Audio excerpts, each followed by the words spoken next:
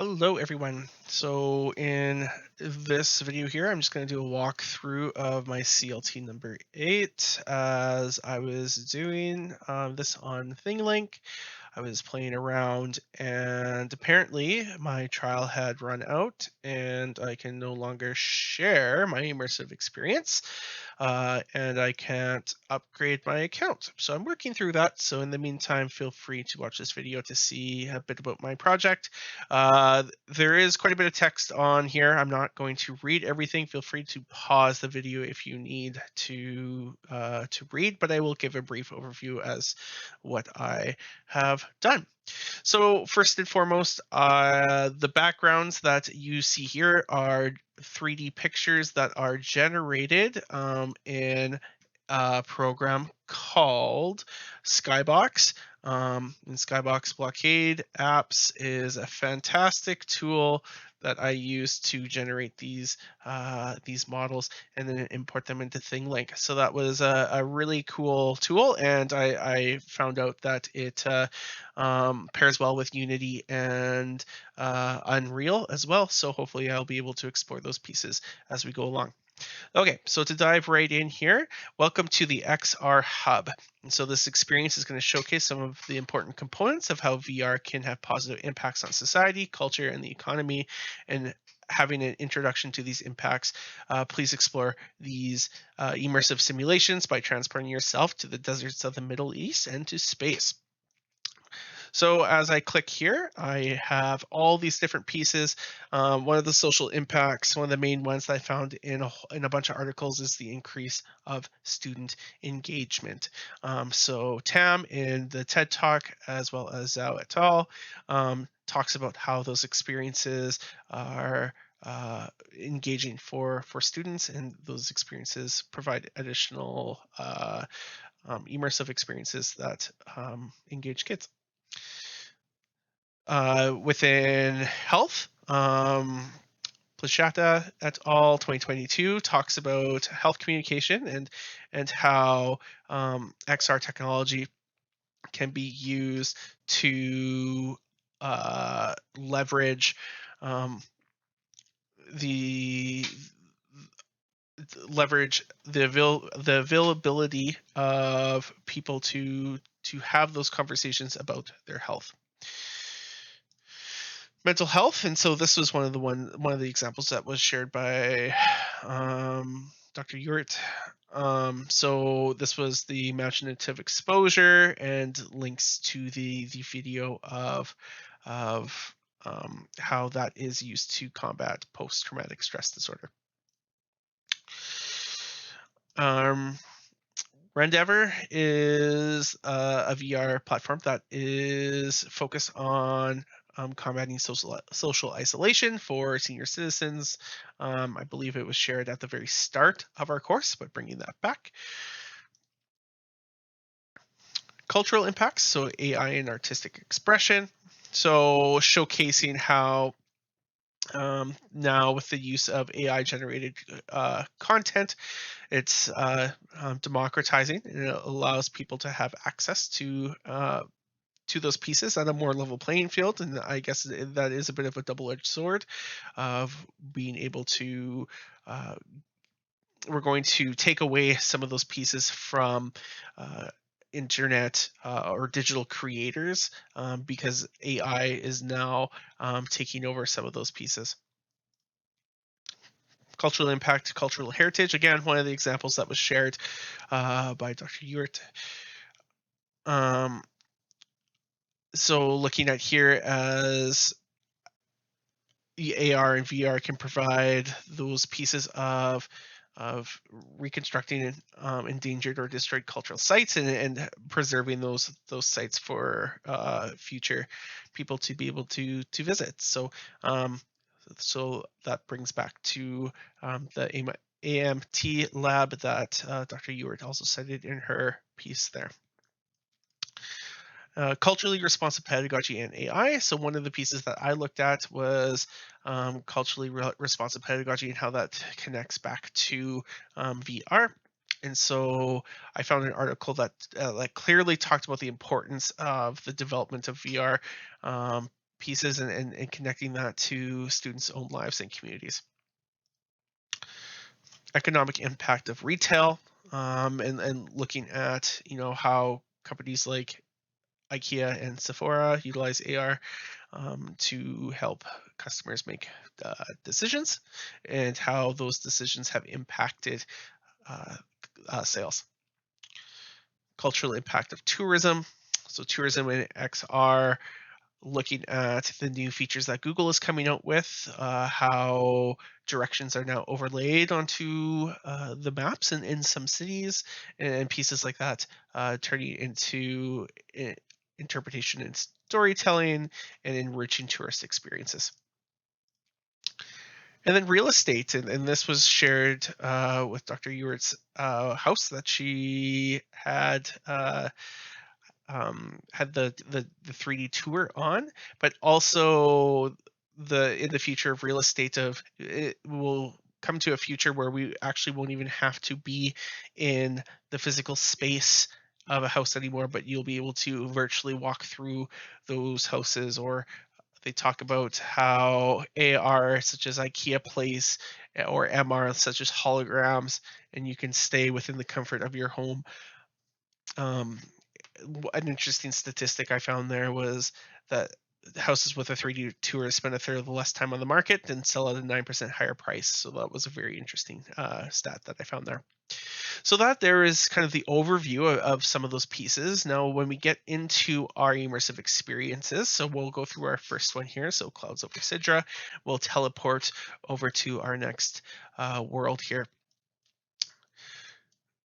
So this here, Clouds over Sidra, is a virtual reality documentary, and it followed a 12-year-old girl whose name is Sidra, who lives in the Zaatari refugee camp in Jordan, and it follows her experience there. So this is the link, and it's really neat. I didn't realize that YouTube videos, you could actually move in these and provide those VR experiences. So Clouds over Sidra is the name of that one there. So the overall societal impacts of the video, focusing really a lot on empathy, awareness, and understanding. Societal implications. One of the big ones with something like this was the impact that 3D documentaries and filmmaking have and their impact on society.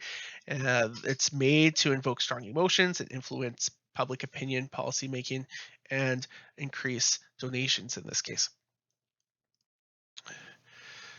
So my reaction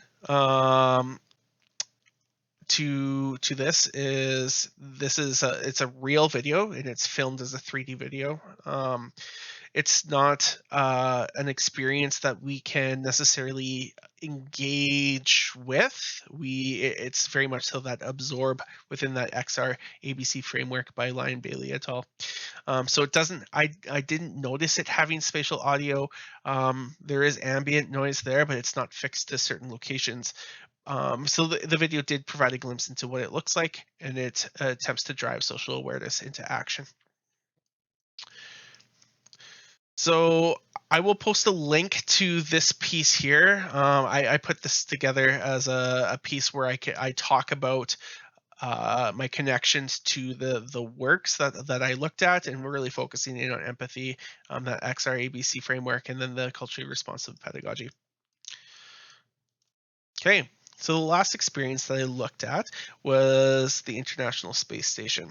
So this was an experience that allows the user to become an astronaut aboard the International Space Station. It's actually an Emmy-nominated experience, and it was created in conjunction with NASA, the European Space Agency, and the Canadian Space Agency. And it's been said that the experience and the detail that's gone into the International Space Station is extremely accurate. So you're able to do a couple different experiences within that. So this here is me operating the experience. I'm operating the Canada arm.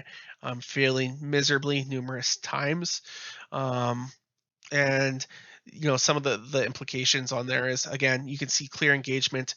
I was engaged exploring the ISS and clicking on the different pieces and videos would pop up. But there's also empathy and perspective in there, so you really get to feel, what it would be like to be in the space station. Critical thinking, you have to do a lot of critical thinking within the missions that they have, and uh, it's there's a lot of problem solving there, so it really connects well to within that ABC or XR ABC framework, that the blend part, because you are interacting with the experience itself. It's accessible. It's a free experience that only you do require the headset, of course, but it is free. And then another big implication of this piece is opportunities for career exploration. So, maybe it's not an astronaut per se, but there is other experiences out there that allows people to explore. Reactions. So some of my reactions is, like I said, it's very realistic. It's blend within that ABC framework. So to move, you have to physically grab the bars and pull yourself around the ISS. It felt like you were truly on the ISS. There's spatial audio involved, so Houston is talking in your ear, explaining what needs to be done. There's immediate feedback that's provided. The number of times that it told me that I was failing, the Canada Arm experience was quite significant. And there's a large converging of media. So, for example, you would be able to interact with where the astronauts sleep, and a video would pop up of an astronaut explaining what is going on. And perspective, and it provides a perspective of how space is, but how also it could be very lonely experience up there, right? And you are kind of the only one who's floating around there. So future trends and predictions.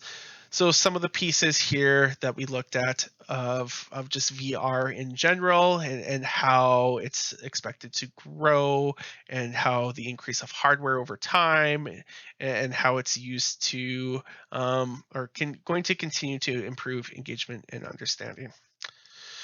Some of the ethical considerations that we need. I didn't go into detail on these, but bias in AI and the bias in the creation of XR technologies, the data privacy issues, the digital divide, and the lack of current regulations on AI are all going to tie into some of these pieces within AI and XR. Shaping the future of education and beyond. So in this one here, looking at how our advancements in AI are going to continue to transform education in profound ways, and whether that's through immersive learning experiences or personalized education and opportunities for global connection. It's going to address some of the existing challenges that we have as educators within healthcare, manufacturing, and retail. It's going to change the way that people do training or how we shop. But again, our key considerations are equitable access and bias need to be addressed to ensure that we have the full possible impact on society. Personal context. So for me, right, I am a principal in a K-12 school, so we have a big issue on teacher retention, and so often our teachers are overworked with little or no prep time. So AI and XR provides those individual learning opportunities for students to experience, but that's facilitated by the teacher. So VR would provide those students to explore those experiences, and that would be difficult to offer them for in person. And then economically, one thing that I thought was really interesting is within our school, we have 65 students, and there's myself and 4 other teachers.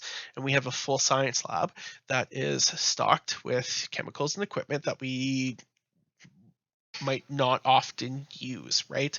So, and those pieces are expensive, but VR technology would allow for those experiments to take place within a virtual setting, but also expand to other opportunities as well.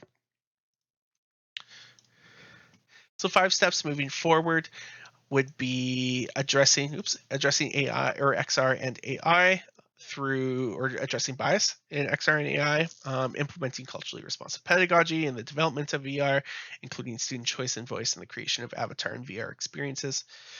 So also right now, I'm currently working with another principal and a curriculum coordinator to look at how our VR can be utilized to support artifact creation. So looking at blending Lime Bailey's et al.'s XR ABC framework, and then Brown et al.'s virtual reality culturally responsive pedagogy framework, and then identifying content that is going to be used and then curating that content if we need.